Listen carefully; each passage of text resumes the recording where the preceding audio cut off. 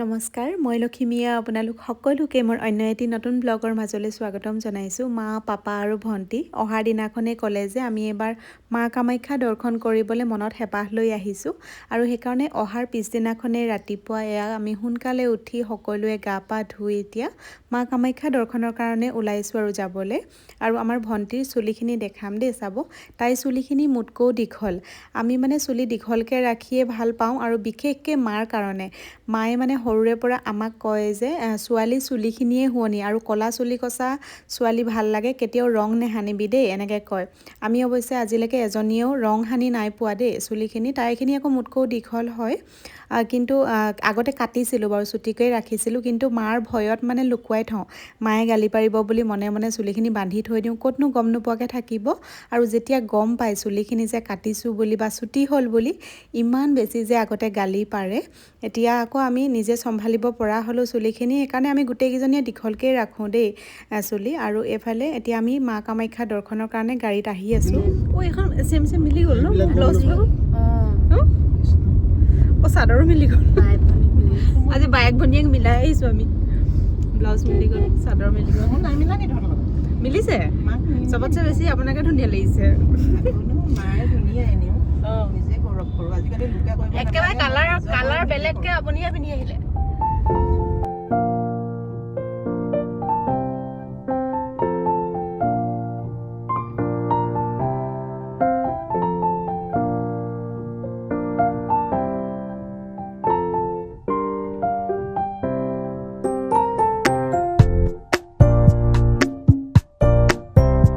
কামাখ্যা মা মন্দিৰ আমি আহি পালোহি। ইমানেই বেছি ভিৰ হৈ আছে মানুহৰ। অম্বুবাচীৰ 2-এদিনৰ আগতেই আছিল আমি গৈছিলোঁ, আৰু ইমান বেছি ভিৰ অম্বুবাচী বুলিয়ে নহয়, আগতেও মই বহুত বাৰ আহিছোঁ মা কামাখ্যা মন্দিৰলৈ। কিমান যে মানে ভক্তৰ অগণন ঘটে, দেওবাৰ হওক সোমবাৰ হওক কোনো কথা নাই, মাৰ ওচৰত মানে সদায় মানুহৰ ভিৰ থাকেই। আৰু এনেকৈ মা, পাপা, ভণ্টিৰ লগত মই প্ৰথমবাৰ আহিছোঁ। আগতে মানে মা আহিলে কেতিয়াবা পাপা নাথাকে, পাপা আহিলে মা নাথাকে বা ভণ্টি নাথাকে, এনেকুৱা হয়। গোটেইকেইজন এইবাৰ একেলগতে আহিছে, সেইকাৰণে সকলোৱে লগত মাক দৰ্শন কৰিবলৈ আহি ইমান বেছি ভাল লাগিছে নহয়।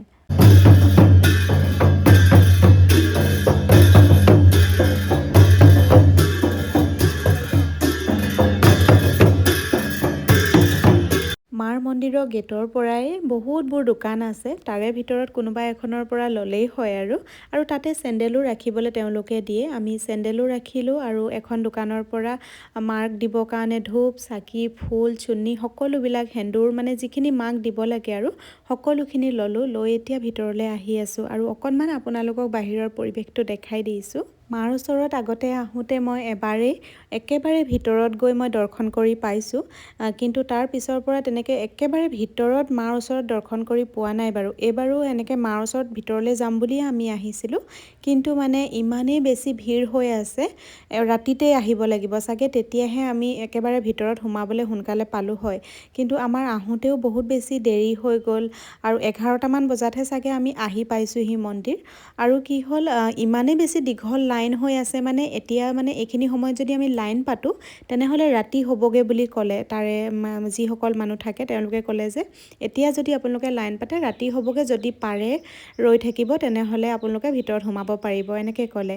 সেইটো কাৰণে আমি ভিতৰলৈ বোলো একেবাৰে নোসোমাওঁগৈ আৰু এতিয়া লাইন পাতি থাকিবলৈ, যিহেতু মানে আমাৰ বেটা আৰু মাজনীৰ পৰীক্ষা হৈ আছে, সিহঁতকো থৈ আহিছোঁ। ইয়াতে আমি বাহিৰতে চাকি জ্বলাবলৈ ইয়াতে সুবিধা আছে, তাতে চাকি জ্বলালোঁ, এইফালে বাবাকো সেৱা কৰিলোঁ। আৰু ইয়াতে সেৱা কৰি মই ওলাবলৈ লওঁতে মোৰ শুভাকাংক্ষী এগৰাকীকো লগ পালোঁ, আৰু তেওঁ নিজেই আঁতৰৰ পৰাই মোক চিনি পাই লৈ মাত এষাৰ যে দিলে, বহুত বেছি ভাল লাগিলে। আচলতে আপোনালোকৰ এই মৰম চেনেহবিলাকৰ কাৰণে সদায় প্ৰত্যেকটো ভিডিঅ' মই বনাবলৈ, প্ৰত্যেকটো ভিডিঅ' আপোনালোকলৈ আগবঢ়াবলৈ আচলতে মই উৎসাহ পাওঁ। কামাখ্যা মায়ে ভক্তৰ মনৰ আশা পূৰণ কৰে, সেইটো আমি নিজৰ জীৱনত প্ৰমাণ পাইছোঁ। যিহেতু মই যি বিচাৰিছোঁ আজিলৈকে, মাৰ ওচৰলৈ যি মনৰ আশা লৈ গৈছোঁ, মায়ে মোক পূৰণ কৰি দিছে। আৰু প্ৰসাদ হিচাপে আমাৰ সন্তান দুটি দিলে মায়ে, যিহেতু আমাৰ 2টা সন্তানকে মাৰ ওচৰত মই বিচাৰিছিলোঁ, আৰু মায়ে মই যেনেকৈ বিচাৰিছোঁ তেনেকৈয়ে দিলে, আৰু সুস্থ শৰীৰে 2টা সন্তানকে এতিয়ালৈকে ধুনীয়াকৈ তেওঁ ডাঙৰ কৰিছে।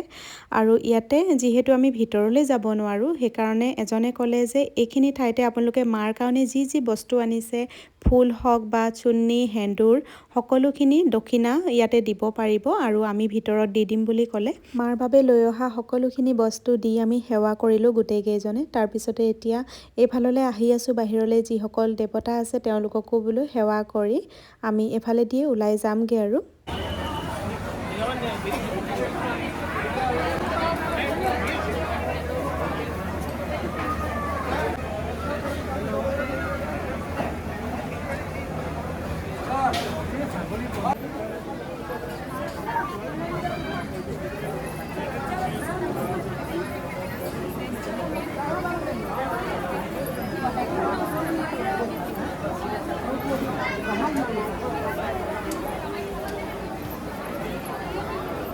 সুন্দৰকৈ কামাখ্যা মাক আমি দৰ্শন কৰিলোঁ। পাপাহঁতে এটাৰ পিছতে ফটো দুই এখন উঠিলে, ইয়াতে ফটো উঠালোঁ, আমিও ফটো উঠিলোঁ। তাৰপিছতে এতিয়া আকৌ ঘৰলৈ যাবলৈ বুলি বাহিৰলৈ ওলাই আহি আছোঁ। আৰু ইমানেই বেছি ৰ'দ গৰম সকলোখিনি নেওচি মাৰ ওচৰলৈ যেতিয়া আহিছোঁ, ধুনীয়াকৈ মাক সেৱা কৰিলোঁ। মনটো বহুত বেছি ভাল লাগি গ'ল। এতিয়া বাহিৰত মোৰ মায়ে ক'লে যে এখন কামাখ্যা মাৰ ফটো লৈ যাওঁ বুলি। দুই এটা বস্তু কিবা কিবি মাহঁতে কিনিলে। তাৰপিছতে আমি সকলোৱে আলোচনা কৰিলোঁ যে এইফালে যিহেতু যাওঁতেই উত্তৰ গুৱাহাটী ফালে কুমাৰ ভাস্কৰ বৰ্মা সেতু পাৰ হৈ আমি যাম, সেইকাৰণে বোলো ধুনীয়াকৈ তেওঁলোককো এই মনোমোহা দৃশ্য দেখাই লৈ যাওঁ। আৰু যিহেতু সেতুখন বনোৱাৰ আগতেই মাহঁতে অহা, এতিয়া অহা নাছিলে, নতুনকৈ বনোৱাৰ পাছত ধুনীয়াকৈ বোলো তেওঁলোকক ইয়াতে দেখাই লৈ যাম বুলি এতিয়া লৈ আহি আছোঁ।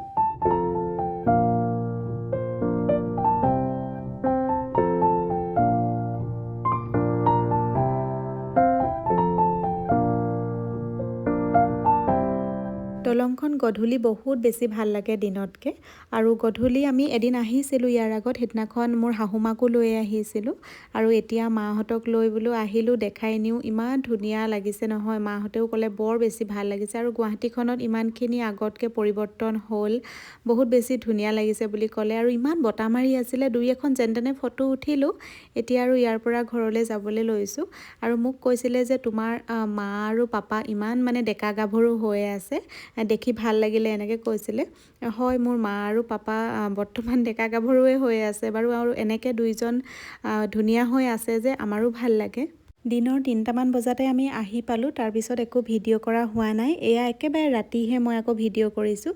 এইফালে মুৰ্গী মাংস, গাহৰি মাংস, মাছ সকলোখিনি মানুহজনে আনিলেগৈ। এইখিনি আকৌ আমাৰ চাৰ্লি ভাগৰ মাংসহে দেই। এতিয়া মই বনাবলৈ এয়া যোগাৰ কৰি লৈছোঁ। সকলোখিনি আলু পিঁয়াজ এইবিলাক ভণ্টিয়ে কাটি মেলি যোগাৰ কৰি দিলে। আৰু এতিয়া মই বনাব লৈছোঁ। আৰু মাহঁতে যিদিনা আহিম বুলি খবৰ দিছিলে, সেইদিনাখনেই দিনত মই আদা নহৰু পেষ্ট অলপমান সৰহকৈ বনাই থৈছিলোঁ। আৰু এনেকৈ আদা নহৰু পেষ্ট মানে যদি আলহী বেছি হয় বা আপোনাৰ কাম বেছি হয়, তেতিয়া মানে ধুনীয়াকৈ সময় অকণমান উলিয়াই যদি বনাই থয় বহুত সুবিধা হয়। আৰু গ্লাছৰ বটলত থ'ব লাগে ফ্ৰিজত ভৰাই, এসপ্তাহ 10 দিন বা 15 দিনলৈও ধুনীয়াকৈ ভাল হৈ থাকে মানে। আৰু আদা নহৰু গুচাই থাকোঁতেও বহুতখিনি সময় লাগে যে, আৰু সেইখিনি সময় বচাবৰ কাৰণে মই এনেকৈ 2টা বটলত মানে পিচি থৈ দিছিলোঁ সুমুৱাই লৈ। আৰু এইখিনি পিছোঁতে মই অকল নিমখ অকণমান আৰু তেল দিছিলোঁ। আদা নহৰুত মানে পিছোঁতেই তেল অকণমান আৰু নিমখ দি ধুনীয়াকৈ পিচি ফ্ৰিজত থৈ দিবচোন। এনেকৈ গ্লাছৰ বটলত থ'ব, খালি ইভাগে নহয়। প্লাষ্টিকত থ'লে বেয়া হৈ যোৱা চান্স থাকে মানে।